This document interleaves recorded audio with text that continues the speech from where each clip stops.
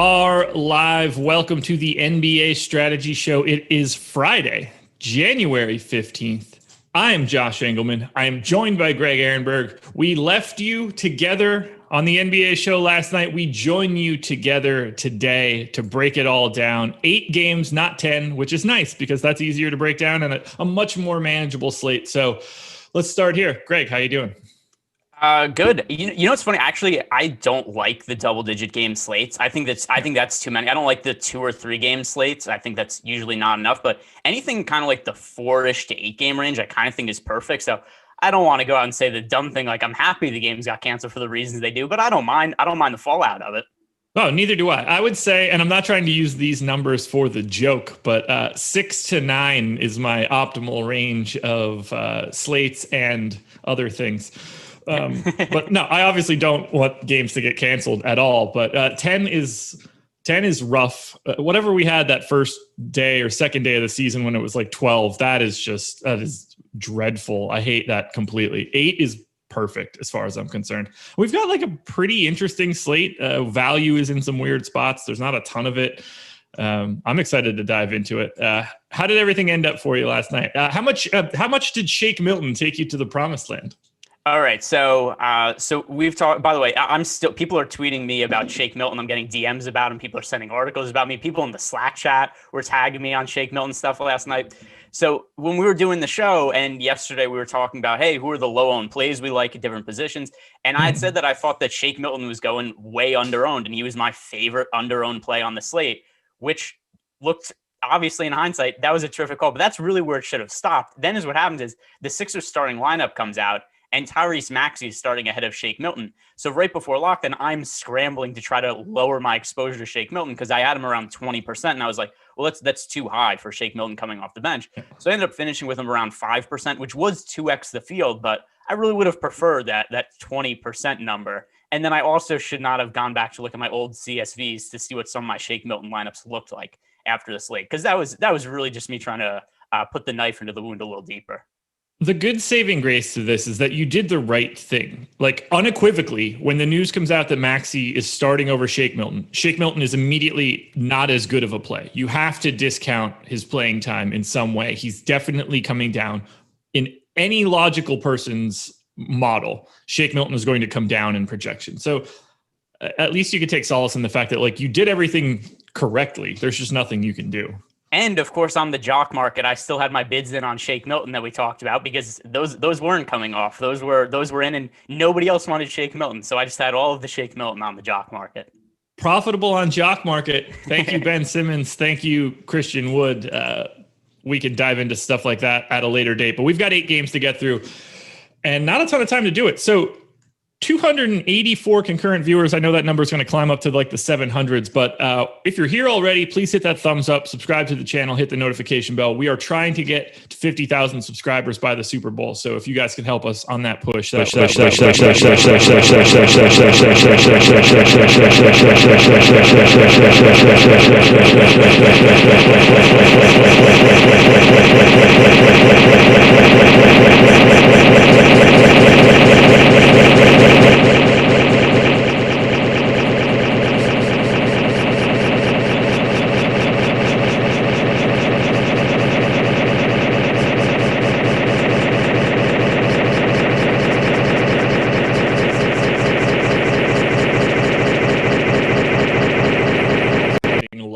which I completely agree with. How are you feeling about the Orlando Magic with no Evan Fournier, no Markelle Fultz, no Michael Carter-Williams? Where are you going with the Orlando team? Yeah, I would like to like Cole Anthony a ton at his price point. To an extent, I do, but he's largely been terrible since moving into the starting lineup. The chalk is justified just in terms of how many guys that they have out, and that his price point on FanDuel is at 4,500. So that's really cheap. And the minutes have been there for him in some of the more competitive games. Last game, they got smashed. They lost by over 20 points. They only played 23. But the game before, he played over 30 minutes, which is what I think we could generally expect if this is a close game. The other thing to consider, too, is with the Celtics COVID situation, this is a really banged up team, right? They're really shorthanded. So I don't think this is a super tough matchup. So Cole Anthony, I think that he's justified as chalk. I wish he was playing a little bit better so far to open up the season. But still, I think for the price point on FanDuel, he's somebody I'm going to end up getting to. Yeah, big fan of Cole Anthony on that FanDuel price. 4,500, just not the right price tag for someone that's going to play the minutes that he's going to be playing. I'm happy to get to a little bit of Dwayne Bacon on DraftKings at 3,900. He's not exciting, but he's not picking up any ownership, and there's not a ton of value out there. Aaron Gordon for 6,500 on FanDuel is just comical given the usage boost that he gets. I really like the top end of this Orlando team. Do you like anything at the bottom? Any of the weird guys that are going to play 24 minutes at low salaries? No, because we've seen it so much on these slates recently. Even if somebody looks kind of fringy now, there's going to be so many strong value plays by the time the slate comes around. There's going to be players ruled out for COVID. There's going to be somebody who, gets hurt in warmups or something like that. There's going to be a million value plays that open up that are better than the cheap Magic guys in all likelihood. On the Boston Celtics side, we're going to be without Jason Tatum. Little COVID going on there for just for a Tatum. little bit. Just a little bit of COVID. You could get a little bit of COVID, right? I think that's how it works. Anyway, we're not going to have Jason Tatum. We're not going to have Kemba Walker, but Kemba Walker allegedly slowly working his way back. No Robert Williams, no Romeo Langford, no Carson Edwards. All the other guys are supposed to be questionable, and I'm anticipating everybody else playing as of right now, which means Jaylen Brown is $9K on FanDuel, $8,900 on DraftKings, going to get infinite usage as much as he wants in pretty large minutes. He's picking up ownership, and I think that is completely warranted. Looks like a fantastic pay up option. Marcus Smart is Marcus Smart. He's 6,200 on FanDuel, which looks really nice. He's 7,600 on DraftKings, which looks less nice. Tristan Thompson is back at 4,400 on FanDuel. I think that's a very viable center option, although minutes are, shrug as far as I'm concerned with the way that this center rotation is going to work. What stands out most to you from the Boston side? I assume Jaylen Brown. Yeah, so Jaylen Brown, actually my favorite overall play from the team is Marcus Smart on FanDuel, but Jaylen Brown as a totality is a good play. We also need to get some updates here because I'm not totally sure what the deal is and if these guys are going to play, because we do have Jaylen Brown's listed as questionable, Daniel Tice is listed as questionable, Javonte Green is listed as questionable, and Semi Ojeleye is listed as questionable. Now, here's where I think I'm a little bit less confident in you that these guys are going to play, even though they're listed as questionable, because Tristan Thompson and Grant Williams were also both in the same COVID protocols, but they're listed as probable to play. So I do find it a little weird that these guys who are going through the exact same situation are probable, where the other guys are listed as questionable. So that really makes it hard for me to know who it is that I'm actually going to like. Because Tristan Thompson, let's say that Daniel Tice and Ojeleye both get ruled out. Like, Thompson might have to play a bunch of minutes. Oh, yeah. I mean, if those guys start getting ruled out, this entire Boston team changes. Yeah. I'm just assuming that everyone has to be questionable until they basically turn up their negative test today. And when they do, everybody will be removed from the injury report. That's my expectation, at least. Otherwise, we're going to like 7 or 8 dudes on Boston tonight because it's going to be just fully wide open. Yeah, the Marcus Smart 6,200 on FanDuel. That's the most broken price tag of anything on here. I do, however, even if everybody is in, $3,500 Grant Williams on DraftKings might get a bit overlooked. That's a spot I would go if you're looking for at least a little bit of value. And if we lose any of those guys, even better. But I think Brown and Smart are the clear top options, with Tristan Thompson existing as like a value center option. I don't have much else in this game. No, I think there's more interest for me in if those Celtics guys all get rolled out, then that just becomes the top spot on the slate. But yeah, I think that as of now, how it stands, I have a little bit more interest in the Orlando side. Keep yourself abreast of the news in the NBA by following at Awesemo NBA. The news god taking over the Awesemo NBA Twitter account, going to give you everything you need. If anything pops off, that is the spot you want to be following. So follow at Awesemo NBA, and that will get you everything you need when it comes to NBA news. On to the New York Knicks and the Cleveland Cavaliers. This is insane. I had to update it just before we started. I don't know if you've seen the line on this game. The total is 198.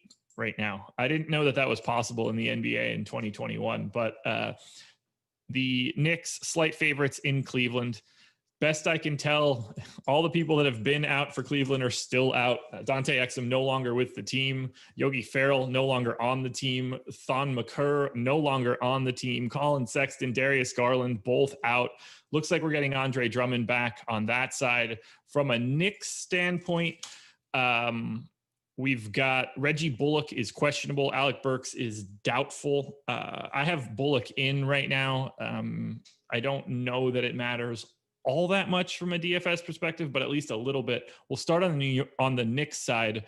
Randall's 20 to 25% owned, depending on which site you're playing on. That should be not all that surprising. RJ Barrett and Elfrid Payton picking up a little bit of ownership on FanDuel. No one getting any ownership on DraftKings. Do you like anything from the Knicks in a really unappealing overall fantasy spot? So not on DraftKings because the guys are more expensive there. But then you get into FanDuel. It's been really hard to ignore Julius Randle as of late because he just plays 40 plus minutes every single game. Thibodeau runs him into the ground.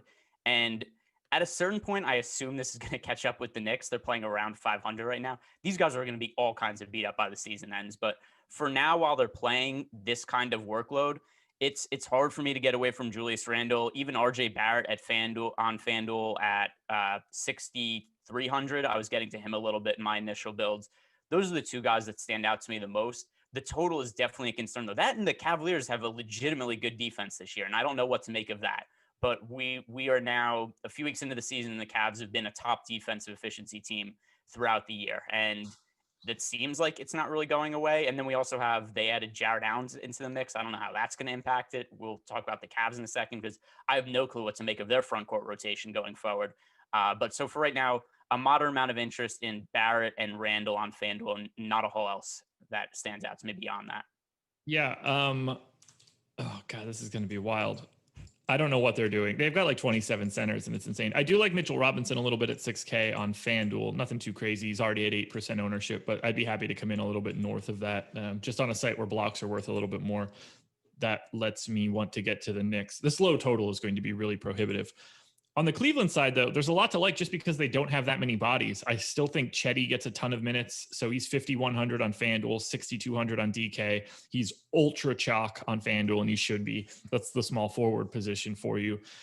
Damian Dotson should play a ton of minutes. These guys they've got a ton of power forwards and centers and just essentially zero guards. So Damian Dotson's minutes feel pretty safe. He's picking up a ton of ownership. Dotson owned a lot on DK as well. This is the conversation we need to have. What does the center rotation look like for the Cleveland Cavaliers, and how often are they playing two centers at once? Well, so for right now, Jared Allen and Taurean Prince are questionable to play. I'm not exactly sure what goes into that. Maybe there's additional protocols also because of COVID that they have to go through some sort of extra testing before they're available to play for the new team. I hope that they're just out, these new guys, just because I don't want to deal with it today. It's like, you know what, I'll deal with that. I'll deal with it a couple of days from now because it's really hard to know. This is really weird pieces. I don't know how they fit. Are they going to, like Jared Allen, are they going to play him alongside Andre Drummond? If not, then why are they even considering trading for Jared? Like, I like Jared Allen a lot, and I'm lower on Andre Drummond than generally most people in the public are. Frankly, I'd rather have Jared Allen than Andre Drummond for a long term. But yes, it's such a wonky fit. I don't want them on the court together. And they also have Larry Nance out there. He's played reasonably well this year. Obviously, at some point, Kevin Love is going to come back. So, yeah, maybe I think it was Larry Nance who joked about it on Twitter. It's now they just have sex land covered in trees because it's Colin Sexton, it's Darius Garland, and then just a ton of centers. So I don't know what they're going to do with it, and I don't have a real confident read on the center rotation. To me, though, I think Andre Drummond should get his minutes no matter what, given how well he's playing right now. So I hope that Jared Allen's just ruled out, and then Andre Drummond, I'd be fine with him as a pay-up option. Per Chris Fedor, as of now, Cavs are expecting the newbies Jared Allen and Taurean Prince to arrive this afternoon. The current plan, barring something happening, is for both of them to play. All right. Well, that makes me feel less confident in Andre Drummond because unless they're going to play Drummond and Allen together, which I guess they'll do for a few minutes, but it's such a wonky fit. Are they really going to play these? Are they going to start them together? Are they going to play significant minutes with them together on the court? I would have to decrease Andre Drummond's minutes in a pretty significant way if Jared Allen's in there and they're not starting alongside each other. I gave them 26 and 22, splitting all of the center minutes and not playing alongside each other at all. I don't know what else to do right now. I have no interest in Andre Drummond at 9,800 or 9,300. To me, he's impossible to play right now. And I clearly don't have any interest in Jared Allen. His role is changing just a bit. Yeah, he's right back to when he was playing like 21 minutes with the Nets. He somehow wound up in that same position after playing the best basketball of his life for a week. It's like, guess what? You get your old rollback. Now, one quick question before we move on. What would you, if Jared Allen and Andre Drummond start together? Yeah. What would you do with that situation? I'd play Drummond then. I would email FanDuel to withdraw all my contests. No, I would be willing to play I would be willing to play Andre Drummond in that scenario then. Okay. We got a lot of people in chat being like, Cavs need to trade Drummond. This is a showcase. They should trade him to a contender. Andre Drummond got traded for John Henson in a bag of balls last year. He has essentially zero value on his contract. It's not that they need to look for a trade partner. They need to find someone that's willing to absorb his salary. You will not get assets back for Andre Drummond, or at least not any sort of real asset. The only appeal to Andre Drummond is that he doesn't have a player option this year like he did last year. He's not a value, guys. If he is, you don't get traded for John Henson. Yeah, the only pushback I give to that is that like Russell Westbrook's gotten traded multiple times on his contract. So who knows? Russell Westbrook is a multiple all NBA player, not Andre Drummond. Andre Drummond might be though. I don't know. I don't know what his actual Wikipedia page is, but he might have made some all NBA third teams, right? I think he made a third once or twice. I mean, when push comes to shove, like that, I don't know where he ends up. I assume the more likely scenario is that he gets bought out because I don't think that there's any trade market for Andre Drummond. Yeah, he is an all NBA third team member in 2016. I could see Boston adding him. Boston could use some front court. And then you get to reunite the very fun Tristan Thompson, Andre Drummond front court, which was a delight to figure out at the end of last year. So Drummond would fit into the Gordon Hayward traded player exception, obviously, because Gordon Hayward signed for bukus of money. They also have like 27 centers, so I don't know. I've seen a lot of people say the Raptors. Norman Powell has to go out in that deal. If you're okay with that, then it could be the Raptors. Otherwise, they have no real mechanism to take him on. And I don't get the sense that the Raptors just want to spend luxury tax money just because. So I think they're more likely to trade Kyle Lowry to a contender and get picks back than they are to try to take on guys to try to win this year. I 1000% agree with you. But if Philly hadn't remolded themselves so quickly, I would really like Kyle Lowry to go to Philly. Not just because he's a Philly guy, but I still think he can. I think that's probably his most likely destination, especially because I think the Sixers could get pretty aggressive considering one, Daryl Morey, their GM, a historically very aggressive general manager, and then also is just a counter move to the Nets adding James Harden. They might feel like they have to do something to even up a little bit. Daryl Morey, very familiar with Kyle Lowry, former Rocket, got sprung from Houston and became what he is today. Anyway, anything else for Knicks and Cavs? I would love to just talk general basketball right now, but we've got 6 more games. Next Thursday would be fine. It would be today's not even Thursday, so what do I know? No, I think we've covered that as much as we could for a game that is a sub 200 total for the first time in 5 years. Yeah, the problem with that game is just that there's so much minutes value that even the crap total makes these guys playable, and that's never fun. To Dallas we go. Well, technically we're going to Milwaukee. Dallas at the Bucks. Bucks 6-point favorites, 226 total. Dallas is still without a decent chunk of their team. No Josh Richardson, no DFS, no Dwight Powell, no Maxey, no Jalen Brunson. Man, this stuff is not fun any longer. Kristaps Porzingis should play. Minutes to be determined, I guess. So let's start with Luka. 11.6 on FanDuel, 11K on DraftKings. I don't know. If you have the money, play him. This is not a great spot. I am not all that excited about Luka Doncic, especially at that salary. How are you feeling about him tonight? Yeah, so in my initial build, and this is going to go for both the high-priced options in this game, I didn't really get to Luka or Giannis much in my initial builds. If I had to roster one of them for this slate, I'd lean towards Giannis as a slightly better play. But as of now, not quite where I'm getting to. Now, of course, we end up just getting a ton of value on the slate in a few hours, which is very possible. That would change my outlook on Luka and on Giannis. The player I have the most interest from on Dallas is going to be Willie Cauley-Stein. He played a pretty substantial role last game because of all the guys missing in the front court. Kristaps Porzingis, as long as he isn't going to be playing 30 minutes or anything like that today, Willie Cauley-Stein is going to be soaking up a lot of that playing time. Yeah, I gave Porzingis 24 minutes. I gave Willie Cauley-Stein 27. He's quite chalky on DraftKings, 27.5% ownership at 4,500. I think that all makes sense. Projections that I'm seeing wildly all over the place on Willie Cauley-Stein. It's just a tricky spot. We don't have enough information on this team. I thought with everybody out, we would end up getting some value, and it doesn't appear that we are. Outside of getting Luka because his raw point ceiling is so high, it's kind of Willie Cauley-Stein, and that's it. Like, do you want $3,100 Wes Iwundu? No, not at all. I liked James Johnson a bunch the other slate, and it ended up working out, but it was not a good play in hindsight, even though he scored a lot of fantasy points, because he played 26 minutes, which is fine, except the usage was low. And then he just picked up a bunch of defensive stats on FanDuel. So he had 3 steals and 2 blocks to get there. That's not sustainable. So I'm not expecting a repeat performance. His price at 4,200 is okay.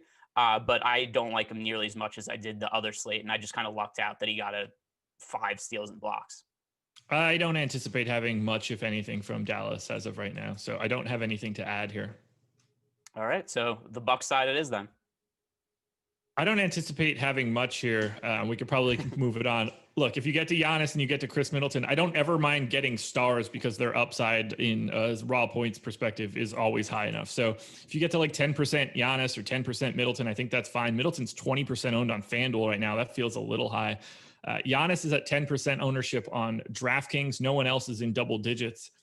I don't really like this game from a fantasy perspective. Am I missing anything from Milwaukee? No, I agree with you. The only thing I'll say is that, and I'll ask you the same question. If you were on DraftKings where the positions are a little more flexible, if you could pay up for Giannis or Luka, which one of them would you get to? It's Giannis for me at a slightly cheaper price. It's Luka for me. I have Luka in the optimal lineup 11% of the time. I have Giannis there 6% of the time, and I have Luka projected for more fantasy points than Giannis, mostly from a minutes perspective. Okay. They're probably equals if I took like a minute or two from Luka or gave Giannis any sort of reasonable run, but I give Giannis 33 minutes. I don't really know what else to do with his minutes. Yeah, that's fair. And then, I mean, as I said, in my initial builds, I'm not really getting to either of them in a significant way anyway.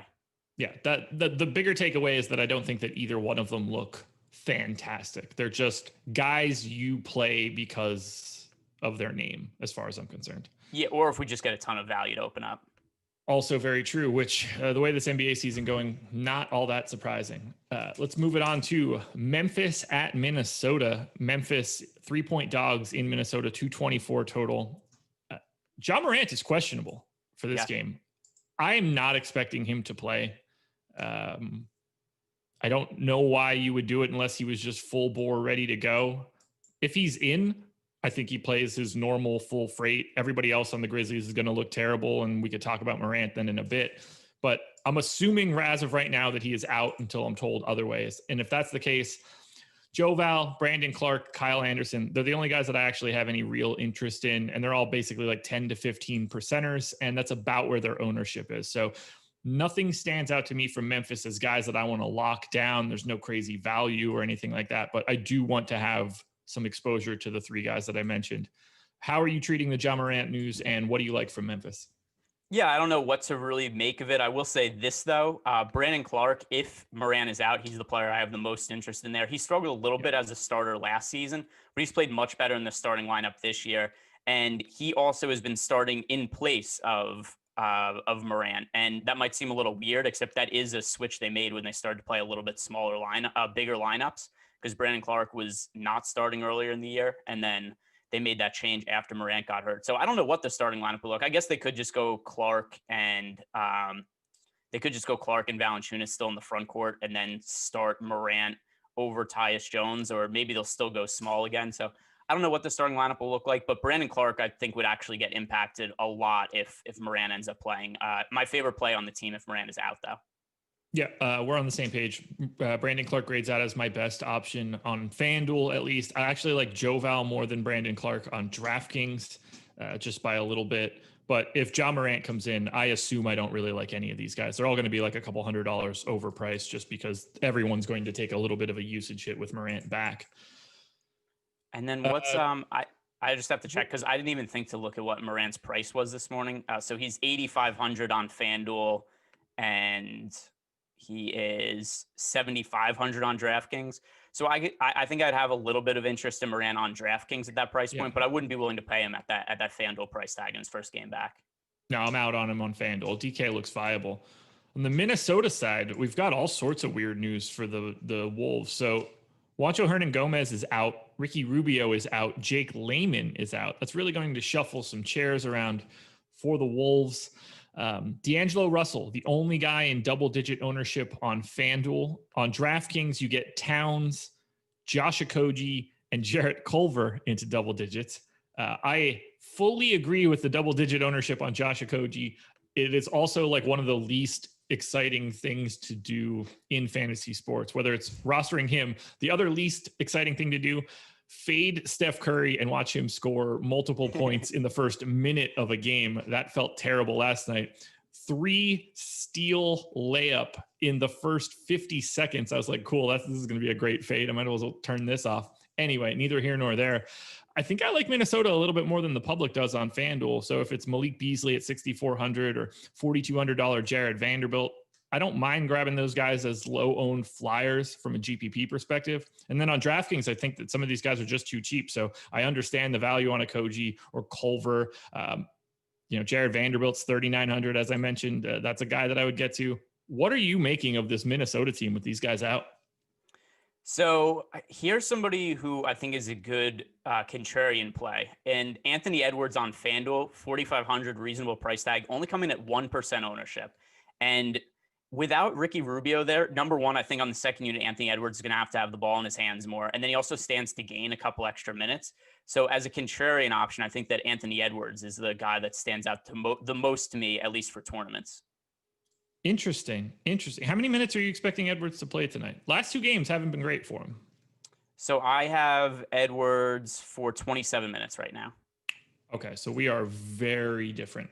Have you looked into why he had reduced run over the past 2 games? Played under 20 minutes in the past 2.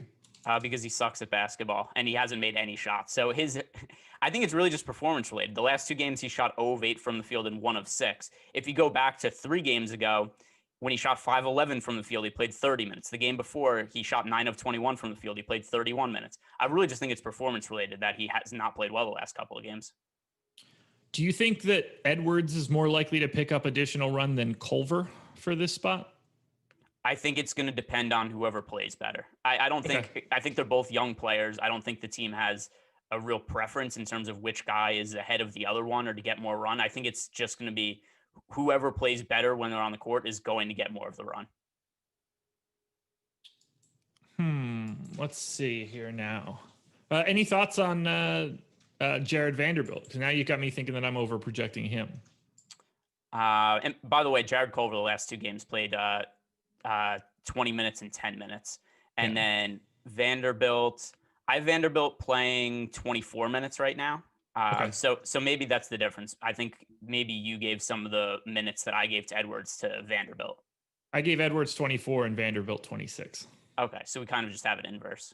Yeah, and that's a team where I'm not really comfortable for it. This is going to be one that's going to be definitely in flux as we get closer to lock because they are missing a few pieces that have been getting regular run, and hashing that out when they have all of these sort of interchangeable guys is really not easy. A lot of these guys could just go from 10 minutes to 30 minutes and it wouldn't shock me all that much. I would say that Towns, Russell, Beasley, and Josh Okogie are the 4 guys that I expect to get big run no matter what. And the rest of those guys probably up to circumstance. I don't have anything else for Memphis and Minnesota. Do you have anything else you want to touch on in this one? No, I'm interested to see what that starting lineup looks like. But I think I'm going to be looking at Anthony Edwards as a contrarian play. I don't really think I'm going to change off that. We have so much content coming up today, guys. After this show at 11 a.m., so coming up in 20 minutes, 25 minutes, NFL lineup building show. Chris Spags, Alex Awesemo Baker, Steve Buzzard, a.k.a. DeColts. They will be on building some lineups for this weekend's NFL slates. That should be a good one. The NHL strategy show is on at 4:00 with Jake and Josh Harris. 5:30 p.m. NBA deeper dive. Alex Baker, Adam Scher, breaking down every single one of these games. Once again, they're going through all of them. They'll be on for an hour from 5:30 to 6:30 because lock is at 5:30 or at 7:30 tonight. And then 6:30, Nerd Ass Greg is back with Chris Spags taking you to live before lock. So they'll be on from 6:30 to 7:30. You don't want to miss any of this stuff, guys. Make sure you're subscribed to that YouTube channel. Greg, what do you got? I was going to say I don't actually think that's me on the show, unless the schedule changed. Nerd Ass Greg, not on that show. Terry McBride and Chris Spags going live before lock tonight. I knew that. Never updated it. You read that off, and that made me open up the calendar. I was like, wait, what? Because I have plans later. I was like, did I mess something up? No, my bad. I didn't mean to do that too. Yes. So for those of you that didn't want to see Greg tonight on Live Before Lock, you are in luck. He's not actually on that show. So you don't have to say anything. We could all just agree that everything has just become better. You don't have to play Jusuf Nurkic tonight. That's what it means. Chicago Bulls at the Oklahoma City Thunder. Thunder slight favorites, 222 total. I thought that I was going to get a little bit more of the Bulls here, but I think it's mostly just going to the Thunder side. Zach LaVine is $9K on FanDuel, $9,500 on DraftKings. That DK price tag is a little tough to stomach, but I think the FanDuel ownership is reasonable. I like him at $9K. Kobe White, $6,400 on FanDuel stands out to me as well as another guy that looks like a good play. He's already owned about 20% of the time, but I think that ownership is fine. So I will likely be in that area as well. The play that I like the most, $7,400 Kobe White on DraftKings. I think it's a decent pay up to be contrarian spot. No ownership coming in. I would be willing to take my shots in large field GPPs. Are you getting to anything from the Bulls? We're going to have Lauri Markkanen back. Garrett Temple is questionable. There's all sorts of other weird stuff going on for the Bulls. Otto Porter is probable. Satoransky, Hutchison, both still out. But we are getting Markkanen back, which is exciting. Yeah, and so with Markkanen back, I think the usage gets dispersed a little bit there, so that brings those guys down. And they've also had price increases during the time he was out. So I didn't really get to these guys all that much. The only player I have some exposure to really is Kobe White on FanDuel in my initial run. But even him, I came in underweight to the field on him. So nobody that really stands out to me is a good play from the Bulls side. There you go, guys. I agree on the DK side. It's pretty tough. The FanDuel side, obviously, clearly with you on Kobe White. Oklahoma City side, Al Horford is probable, so he will be back. Darius Bazley is questionable. I really like Bazley if he's not questionable, though. Stands out to me. 6,400 on FanDuel, 5,700 on DK. To me, one of my favorite plays. I'll happily get to 20 to 30% Shai Gilgeous-Alexander like I do pretty much every other slate. I think Al Horford looks like a nice value on FanDuel at 5,500. Similar story for 5,600 on DraftKings. George Hill, 4,700 on DK is a guy that I'd be happy to get to. I think he's a little bit over-owned on FanDuel. This is a nice pace up spot for the Thunder. Are you getting to any of the guys from Oklahoma City? SGA, I think I've been overweight to him on maybe every slate the Thunder have played this year. At least off the top of my head, I can't remember a slate where I did not have more exposure to SGA in the field. I think that he's in store for a really big season. So far this year, he's been mediocre, I guess, maybe a little bit underwhelming, but a lot of games where he's kind of played around his price point. There haven't been many massive games where he scores like 60 fantasy points or anything like that, but there haven't been many duds for him either. So it seems that he's generally priced fairly, but I still think going forward, he's going to have some big games. Also a favorable matchup for him against the Bulls. Where I think this spot gets really interesting is I agree with you. If Bazley's in, then he's a viable play, but if he's out, I don't know what that does to the Thunder's front court rotation because Bazley's playing a bunch of minutes for them, and they've generally been pretty conservative about the playing time for guys like George Hill, who obviously is a guard, but also Al Horford. So the point being, just in general, with the veteran players, they're not giving them big minutes. So that opens up a lot of minutes that need to be filled in the front court if Bazley doesn't play. Yeah, sign up for some Pokusevski, some Kenrich Williams. It's going to be a really fun night if Bazley doesn't play. We're going to get some real ugliness coming out of Oklahoma City. But I think Pokusevski would be one of the first guys up to soak up additional time. He's 4K on FanDuel, 3,300 on DraftKings. I think he ends up being a value play that gets a lot of look, at least on DK. And then Kenrich Williams isn't very good regardless. No, and Kenrich Williams, I don't think he's really been in the rotation much recently. He played 15 minutes in the last game. So, yeah, but that was also a blowout. They lost by like 30 points. But the game before, right, which was a competitive game, he played 3 minutes. So yeah. I think that Kenrich Williams, it would matter if he plays 8 minutes or something like that, just because it comes away from from other players, but not somebody I would be considering. I assume the same for you, but no. Pokashevsky, maybe Dort, because maybe they might have to give him extended minutes in some smaller lineups at that point. But yeah, I'm interested to see what the starting lineup looks like because I have no clue who they'd start in place of Bazley. Yeah, keep your eye on that one. Again, follow at Awesemo NBA so you can get those updates. But Bazley being in, I really like him. Bazley being out, I like him less. Yeah. Atlanta at the Utah Jazz. Jazz 6-point favorites, 224.5 total. From the Atlanta side, we kind of know what's going on with the Hawks at this point. We know Bogdan Bogdanovic is going to be out for a while. Danilo Gallinari out for a couple more games. Chris Dunn still out for a while. We've got Onyeka Okongwu back. Rondo questionable. Clint Capella questionable. To me, it doesn't matter at all whether Rondo plays or not. If he is out, then you just play. Or, well, you don't play, but Brandon Goodwin takes the minutes. If Rondo is in, it's probably just Rondo's minutes. The question then becomes, how are we handling Clint Capella's current injury situation? And what do we do if Clint Capella is out? I think that John Collins has to play a really substantial role if Clint Capella is out. And the other thing, too, is with no Gallinari there, like this was a team that looked very deep a couple of weeks ago. Not the case anymore. They're missing so many bodies so quickly now. And then also Chris Dunn out for an extended period of time. Like you mentioned, the Bogdanovic injury. They don't have very many bodies in the front court. John Collins will probably have to play a bunch of minutes. And even though Utah is one of the better defensive teams in the league, they have struggled in terms of giving up fantasy points to big men over the last handful of years. So it's not really as difficult to a fantasy matchup as it is in real life. But John Collins is somebody who I think would become the play that I look at the most if Capella isn't in there. Yeah, I agree with you there. How many minutes do you think Okongwu can play if, let's say, if Clint Capella ends up out? Or are we talking probably just like backup center rotation, so something in that 14-minute range? I don't know. I mean, it's so hard to say because number one, we haven't really seen him on an NBA court to begin with. And then also you're dealing with the injury. So I can't imagine they're going to play him big minutes, but they also don't have other guys. I think it's just going to be, as long as John Collins doesn't get in foul trouble, I think it's going to be 36, 37 minutes of John Collins. Same. And I don't think Bruno Fernando, if it ends up not being Okongwu, I don't think that he would matter either. I really like Trae Young. 8,800 on FanDuel, 8,700 on DraftKings. I just think he's underpriced for his actual talent level. Do you want to get to Trae here at a sub 9K price tag on both sites? So I think that he's probably about a neutral play, to use your vernacular there. He's still, I mean, the ownership's there. It's not like nobody's rostering him. He's at 15% on FanDuel, and then on DraftKings, he is also at 15%.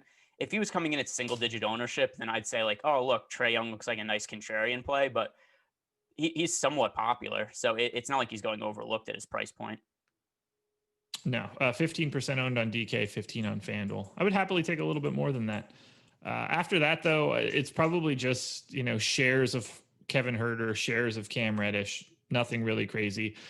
I don't have all that much interest in John Collins unless we get news on Capella. I definitely don't like Capella all that much in this spot. Would you get to him if he's in? I wouldn't, and here's the reason why. I still think the price point on him is favorable, except he's dealt with so many injuries over the last year that I think that anytime he's listed as questionable, I assume the Hawks are just going to be conservative with his playing time. Okay. On the Utah side, we have no Joe Ingles, which is like one of the few things that can happen to actually open up value in Utah. Mitchell, Conley, Clarkson, and Bojan Bogdanovic, all in like the 10 to 15% ownership range on FanDuel. That all seems fine. No one really getting any ownership other than Mike Conley on DraftKings. I don't know. It's the Utah Jazz. It's all relatively meh to me. Do you like anybody from the Jazz with Ingles out?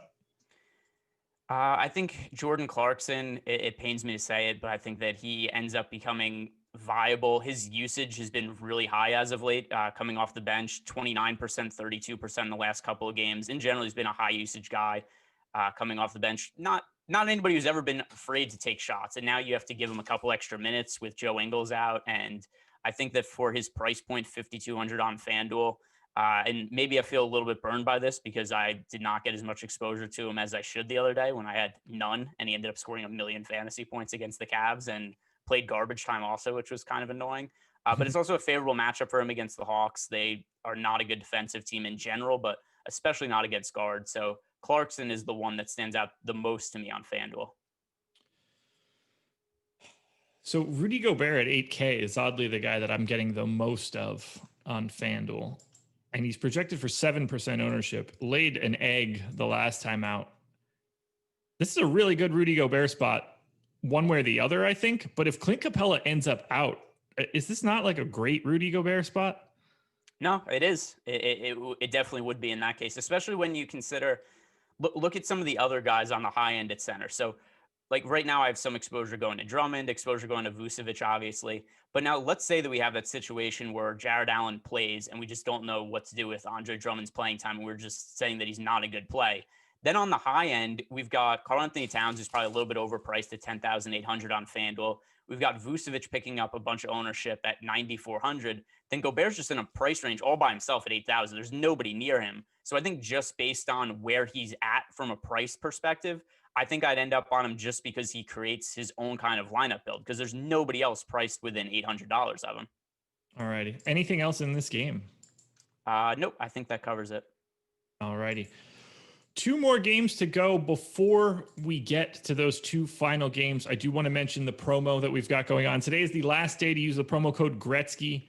You can get the weekly pass of Awesemo Plus for everything. That'll be $29.95. And you can get an NHL $3 week. You can get Awesemo Plus NHL for $3. Just use that promo code Gretzky. It ends today, though, guys. So if you're trying to get in to Awesemo.com, today is the last day to use the promo code Gretzky, GRETZKY.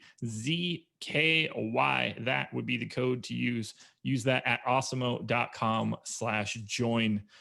New Orleans Pelicans at the Los Angeles Lakers. Lakers 8.5-point favorites, 220.5 total. No Lonzo Ball for the Pelicans. Eric Bledsoe is questionable. If Eric Bledsoe plays, I think he's the best play on the Pelicans. If he doesn't, I assume that we are going to get to at least a little bit of Nickeil Alexander-Walker, particularly on DraftKings, where he's only 4,400. FanDuel has priced him up a bit. If Bledsoe is in, I do like Brandon Ingram a little bit. I don't have all that much interest in Zion Williamson on either site. He is back after missing the last game. What are you trying to do with the Pelicans? How are you feeling about Eric Bledsoe? How are you feeling about Nickeil Alexander-Walker? So Nickeil Alexander-Walker, Bledsoe's out. The price on DraftKings is way too low because we look at his numbers against the Clippers last game, ended up playing 33 minutes, 35% usage rating, so scored 37 points. He's always been a guy, even when he's inefficient, he takes a bunch of shots when he's on the court. Yeah. So that DraftKings price is just too low for him if Bledsoe's out. If Bledsoe's in, I agree with you with him on FanDuel. And I mean, in general, people have known my stance on Eric Bledsoe this year. I play him a ton on FanDuel. He's always cheap. And based on his historical production, he's been somebody who generally should be priced a lot higher than this. And after a slow start to the season, he's generally played pretty well over the last like 5 or 6 games. And at 5,200, it's just the price is incorrect for a guy in Eric Bledsoe, who has usually in the past been priced around 7,000 and is going to play a pretty big role for the Pelicans when he's actually healthy. Yeah, if he's in, I absolutely positively want to get to Eric Bledsoe. He's like a 1 fantasy point per minute guy. And if I can get 34 minutes of him, look, it's an eye irritation. If he's back, like he's playing the full run. It's not like he's nursing a knee injury or anything like that. Just wear an eye patch or do something. Yeah, watch him get poked. Watch him get poked in the eye now in the the first play of the game. So he was my number 1 contender actually on DK. Happy to shill those videos. Go watch them, guys. They're up right now on the YouTube channel. Bledsoe and Ingram are the guys that I have the most interest in. And then if Bledsoe ends up out, you have to play a ton of Nickeil Alexander-Walker on DraftKings because 4,400 is just an impossible price. Do you like Nickeil Alexander-Walker if Bledsoe is in? I wouldn't. And on DraftKings, I would have a little bit of exposure. I wouldn't at all on FanDuel, but it wouldn't be in a significant way to Nickeil Alexander-Walker. Just be somebody who exists in the player pool, but not that like I'm going out of my way to fit into a ton of lineups. If Bledsoe is in, I had Nickeil Alexander-Walker at 24 minutes. That put him in the optimal about 10% of the time. I think that feels pretty reasonable for him because it's still, he's going to see at least a little bit of a minutes increase. And, 4,400 is worth it for a guy that's just going to gun when he's out there. And I tried to run a couple queries too to see like how he does when other guys are on the floor. It doesn't matter. That dude's shooting no matter who else is out there with him. It was his first game of this. So if you remember last year, I think it was a 2-game slate to open the season. Nickeil Alexander-Walker, he ended up being a fairly chalk play for the first slate of last year. And he didn't play, did he? No, he played. He just didn't really score fantasy points. He came, okay. But he came out. He had like a 30% usage rating in his 20 minutes and ended up shooting like 1 of 13 from the field or something ridiculous like that. I remember he was playing for everybody's fantasy team when he went out there on opening night. But that's always resonated with me in my head in terms of playing him, just because I know that when he's on the court, he's going to shoot. Yeah, he got a lot of love in Summer League, and I think people carried that over to that first game of the year. And then he immediately found himself not in the rotation whatsoever because he shot himself. He shot himself out of it. Yeah. Well, this one should not take basically zero time. The Los Angeles Lakers. Wesley Matthews might be back. I don't think that it matters at all. What do you want to do with Anthony Davis, LeBron James, and Dennis Schroeder? Because there's nobody else on this team that matters. Yeah, I mean, we still have the issue where it's just that with all of these extra bodies on the Lakers, and by the way, LeBron James and Anthony Davis, shocker, listed as questionable for this slate. I put no weight into that. They're going to be listed as questionable every single game so far this year. So if the Lakers do feel like they want to rest one of these guys at some point, they have that as a fallback. Say like, no, look, he's really injured. Look, he's questionable on the injury report. So that whole thing's a total farce. But here's the issue with now LeBron James and Anthony Davis. They were really a 2-man wrecking crew last year, and now that they've added Dennis Schroeder and Montrezl Harrell to the mix, it's just a lot more usage getting spread around. So it's really muted the ceilings of LeBron James and Anthony Davis. If I had to roster one of them, I think AD makes for the slightly stronger play on this slate. But still, these are guys that I have not been getting to a whole lot recently. We are on the same page. If we got to anybody to be AD over LeBron, I don't get the sense that I'll have much of either one of them. As value opens up, these guys will become more and more interesting just because their raw ceilings are better and you'll have the money to get to them. But this is not a spot that I'm all that interested in to pay up for. Final game. One game. Los Angeles Clippers at the Sacramento Kings. Clippers 6-point favorites in Sacramento, 229.5 total.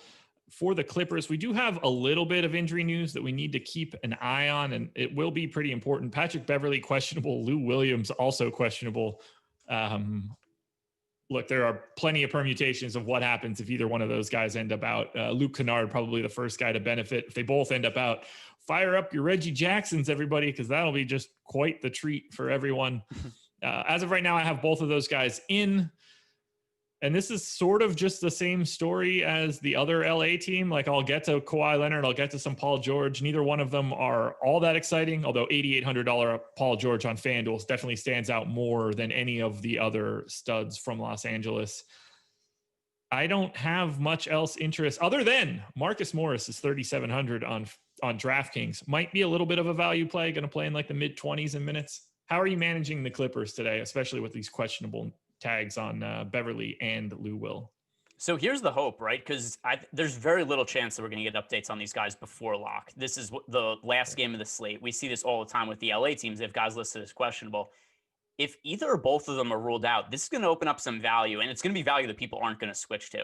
So when you mentioned Reggie Jackson there, like if we get both these guys out, Reggie Jackson is going to be like a sub 10% own play that is going to profile as one of the best value plays on the slate. So this is one where, even though I don't think there's any reason to roster Patrick Beverley Williams on the slate, you have to pay attention to these guys because the potential best spot to find upside and positive EV on this slate is going to be the potential for rostering some cheap guy who moves into the Clippers starting lineup that the field just isn't going to be on if these guys get ruled out. Yeah, Reggie Jackson, flat minimum on DraftKings today. I believe he's either 3,600 or 3,800 on FanDuel. It doesn't really matter all that much. You have to be prepared to make some swaps here. And if you have two spots open, you're probably like swapping down to Reggie Jackson and up to one of Kawhi or Paul George, LeBron or AD. There's certainly, you're going to create a bunch of salary and have places to spend it at the very least, given the way that the late games are set up. If they both play, do you like anything in this game?